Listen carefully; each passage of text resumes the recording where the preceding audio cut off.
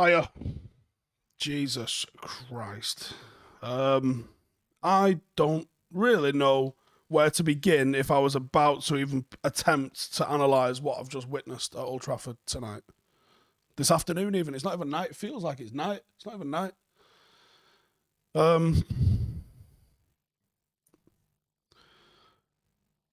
It was gutless, wasn't it? There was no plan. There was no execution.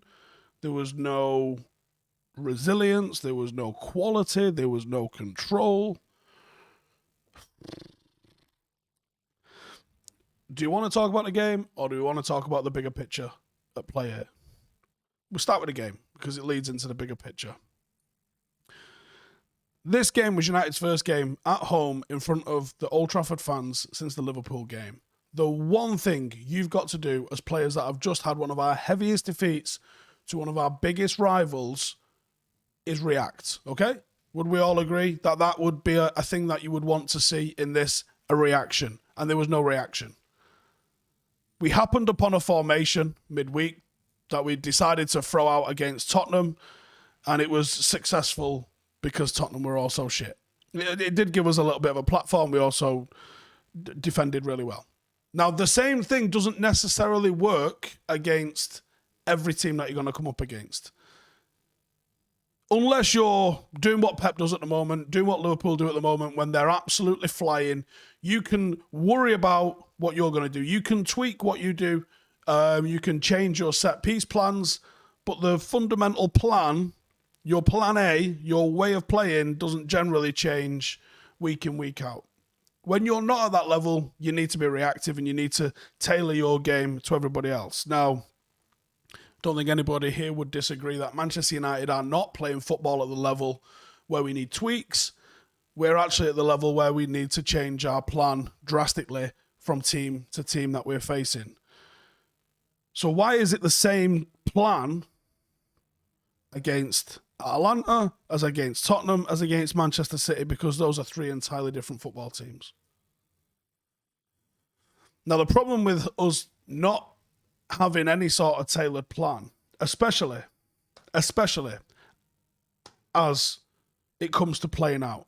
2 years ago, United played City in the League Cup, and they lined up in a 4-4-2, and they completely destroyed us. Not even necessarily with pressing, just a little bit of tight marking as we were trying to play out from the back. And I was extremely annoyed last week at home against Liverpool that we did not deal with that. And that is a fundamental issue. Doesn't matter the personnel. The personnel has changed. This is a team thing. This is a coaching thing. This is a management thing. That's not been changed. That's not been rectified. Now, on top of that, we go to try to play out today. We didn't adapt in any way, shape, or form. We still look to play out as a 4-3-3, essentially, or 4-2-3-1. We still had our number sixes, our double pivot, hiding behind the opposition, not looking for space adjacent to them, not looking for it in the half space, or even trying to overload a channel. Nothing. We did it exactly the same way. That, for me, is not good enough. And then when, I don't know, the first 5 or 6, we fail to get over the line, over that middle third, over the halfway line, we fail to retain the ball for the first half a dozen or so. Why do we persist in doing the same thing? That's on the management. Some of the decision-making from the players was shit, and believe you me, they are not getting away with this. One sec. Will, can you answer this, please?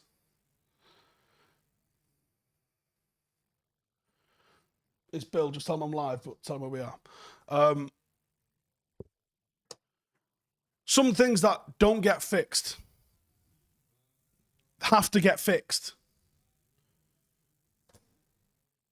My own team struggles playing out from the back at times. We have a plan B. We actually even have a plan C. If my players are making poor decisions, it puts us under pressure, it does this, it does that, it does the other. It's on the management to recognise at times that you have to fix these things. And you know what? Today's not our day. It can't always be your day, and certainly against Manchester City, it's very often not going to be your day. We have to find a different way. I think 2 or 3 times we tried to go direct to Ronaldo from goal kicks. One of those opportunities, he brought it down fantastically. Another one, he managed to flick it on. The bottom line was we was getting the ball over the halfway line and we was ending up with a significant more amount of success in doing this than when we were trying to play out and losing the ball in our third, which is absolutely catastrophic. Absolutely catastrophic.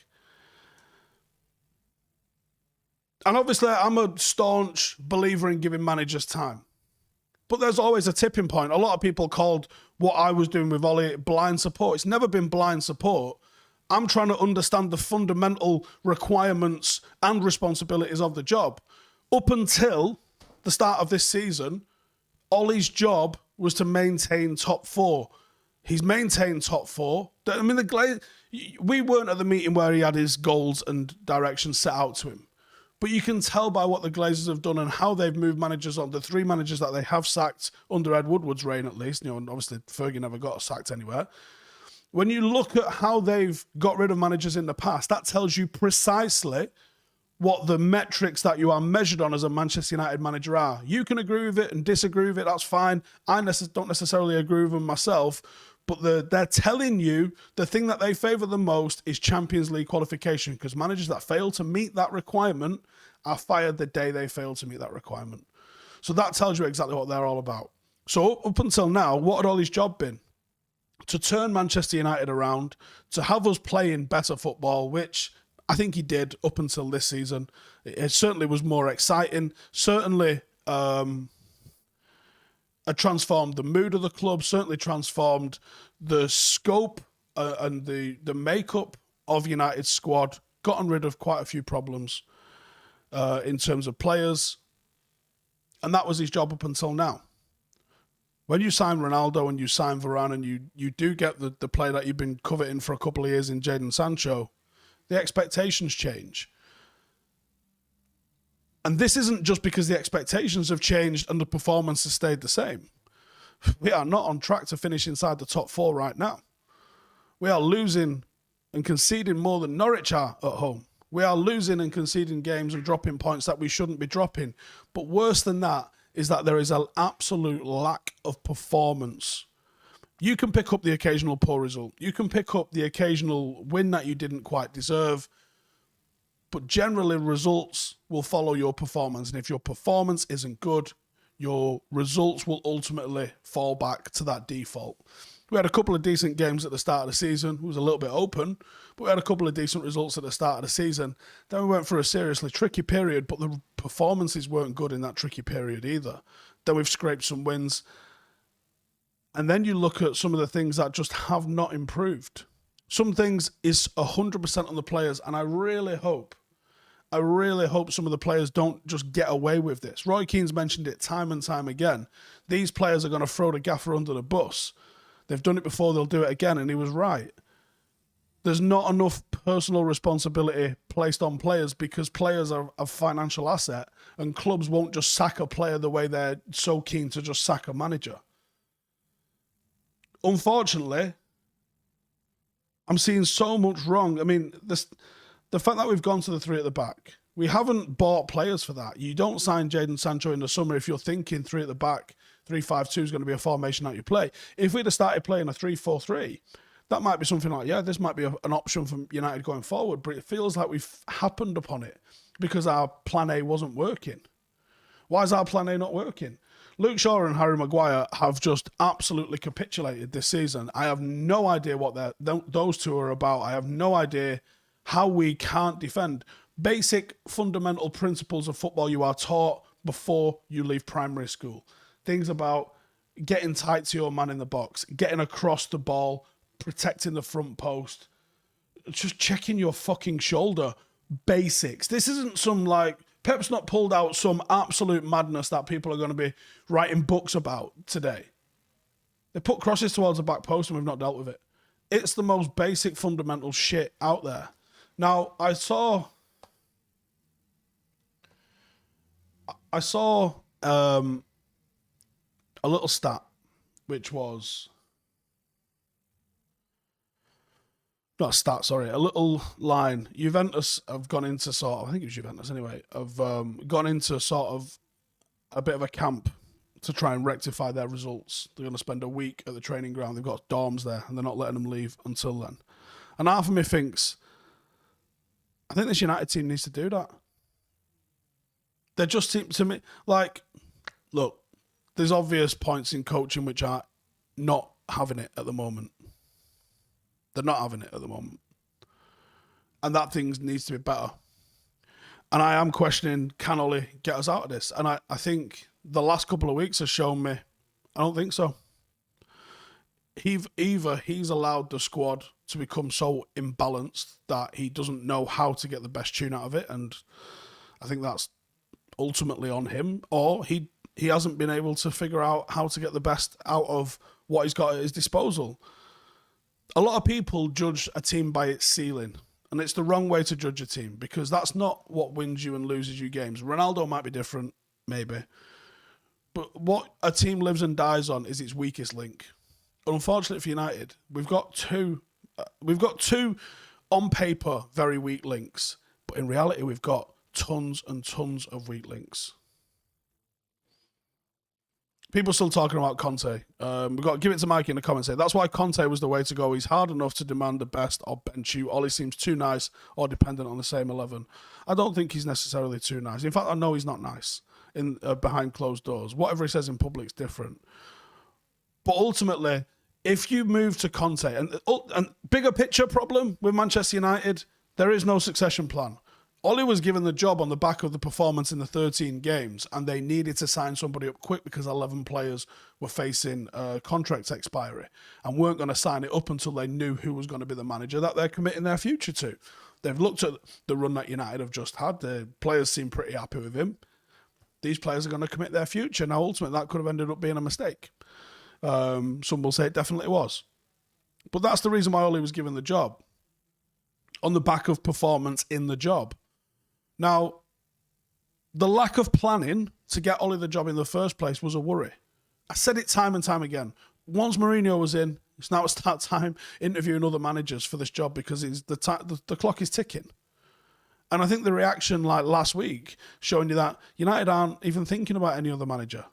Conte sort of petitioned for the United job, but clearly wasn't in United's thinking in the slightest. Is Zidane in the thinking? I don't know if there's anybody credible that's saying that United are talking to any other managers at the moment. And ultimately, that's wrong. Whether someone was in the job or not, I do think United should have been talking to other managers. I think that you can be very open and honest with somebody and still have a great working relationship with them. Say, look, the average lifespan of a manager in the top flight at the moment is about a year. We wouldn't be doing our jobs if we weren't looking for the guy that's going to come after you. That's not necessarily saying that we're looking to sack you right now. We're preparing the future for the benefit and the protection of Manchester United going forward. And I don't think any manager could see their arse with that. And if they do, they're too insecure to be the United manager. The amount of pressure that's on is absolutely nuts. So now you're faced with, okay, let's say Ollie gets the bullet tomorrow or Monday. And I'm going to be honest with you, I think there's a strong chance he might. So then what? Then what happens? Who comes in? Who comes in now? Does Zidane come in? Okay, Zidane going to try and play. Zidane had a brilliant team. Modric, Kroos, Casemiro. What a midfield. Is he going to try and replicate that with Fred and McTominay? The fundamental problems that Ollie's been struggling with are still going to be there under another manager. And maybe, that's what I said, maybe it is the time for Ollie to go. If he's not getting the best out of these, someone else needs to come in with a system. They go, right, I think this is how the best we're getting out of this team. And here's how. Because happening upon 3-5-2 wasn't a plan. And this is the whole problem with this football club at the moment, is nothing is done to plan. Ronaldo was signed, and I love Ronaldo, but Ronaldo was signed because there was an opportunity to sign Ronaldo, not because we've been working on signing Ronaldo for 2 years. Which might have been the case with Jadon Sancho, I guess. But it seems like for every step forward that you have in something that's planned, there's a step back by a reactionary signing. Paul Pogba, probably going to get offered a 500 grand a week contract. And I reckon it's 50-50 that he signs. But what's the plan with him then? Where's he going to play? Who's he going to play under? The fact that we could get rid of Ollie and then go, right, shall we see who's available then? Is absolutely fucking ludicrous. Absolutely ludicrous. And the whole idea of people going to Conte is a 180-degree turn from the succession plan that you were trying to do and the way you were trying to build a squad. The squad that we are building, the likes of Jadon Sancho, the likes of Mason Greenwood, the likes of Marcus Rashford, the players that we're bringing through the academy, Conte is not having those players. Conte is going to want certain types of players. Conte signs hundreds of players.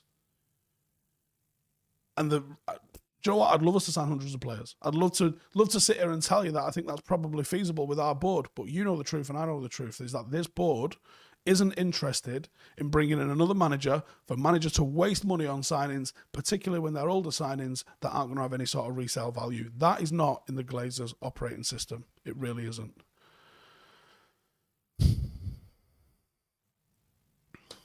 And that's the issue. The lack of planning. And, all right, Darren Fletcher and John Murter have kind of only just started their job. So how much of this planning can be put upon them? But again, this is the fundamental issue. Sir Alex left 8 years ago, and we've only just, in the last few months, appointed a director of football and a technical director, someone that's going to look at the overarching long-term planning, because we realise that you're probably going to end up in a cycle where you're getting rid of managers every 2 to 3 years. And I don't want to be that.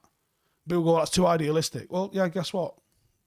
I'm idealistic with it. That's what I want. That's what I want for my football club. And anyone who follows Manchester United should want that for the football club. Otherwise, you're a fucking Chelsea fan. Sophie United says safest way would be to go for another caretaker to guide us to the end of the season. But if so, what's the point in sacking him in the first place? Gustavo said we should be going after Ten Hag. I think Ten Hag's one of the best options out there. However, I don't think he's the kind of cat to chin his contracts off halfway through a season. So I'm not sure you're going to get him. Mardragon says, if you force me today to make a decision, and I want to stress I've got no fucking clue, I'd look at managers that have success in the Premier League dealing with Pep and Klopp, and there's not many of those, is there? Who's that? Potter. But then David Moyes has shown, and maybe this is unfair, maybe it's not, David Moyes has shown that certain managers are perfect for certain jobs. If you want to stay up, 9 times out of 10, Big Sam's your man, right? The West Brom might have been a bridge too far for him. 9 times out of 10, Big Sam's going to get you out of relegation. Does he play pretty football? Absolutely not. But he's going to keep you up. If you put Pep Guardiola in that Newcastle team, he relegates them faster than Steve Bruce did. Absolute fact. Does that mean Pep Guardiola's a bad manager? No. It means he's perfect for what he's doing at City, but would be terrible in a relegation battle. I can't believe they got Eddie Howe in. It's insane. Could Potter be on the same sort of thing as Moyes, where when he's working with a team that needs to maybe improve from mid-table kind of obscurity, he's your man. But if you have to go from second to first, he's not the man. I don't know. Because United was clearly too big for Moyes, and even Sunderland at some points looked like it might have been too big for Moyes. He's been all around the block with Sociedad and everything, and even his first stint at West Ham was shit. Somehow it bounced right for him in the second time around. Joe says, the manager every 2 years like Chelsea only works with Abramovich level owner. I agree on that. And not a lot of people really want to deep that. And I think that's the case. Chelsea have had these incredible squads, and they get incredibly well funded into them as well.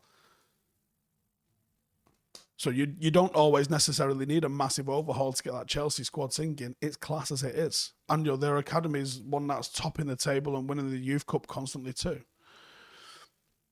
Joe says Zidane with McFred will be sacked by May. No, maybe, yeah. I'm absolutely devoed because, all right, it wasn't 5-0, it wasn't embarrassing like Liverpool was, but it was poor. It was very, very poor, and it was nearly as bad. And we've been nilled at home again.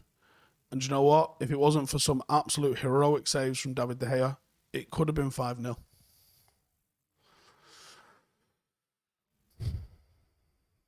The fact there's international break coming up is bad for Ollie, because this is typically when managers get time to be able to pack their shit. I'll be very surprised if he's here on the other side of this. Right, I think I'm going live with Rio in a minute. I don't know for sure, though. If anything's changed while I've been on air. If I am, I am. Otherwise, we'll do 5 things and we'll post that tomorrow. But cheers for tuning in. make sure to subscribe. And if you want to support the channel, become a member or check out Patreon. Oh, it's going to be a rough week. See you in a bit.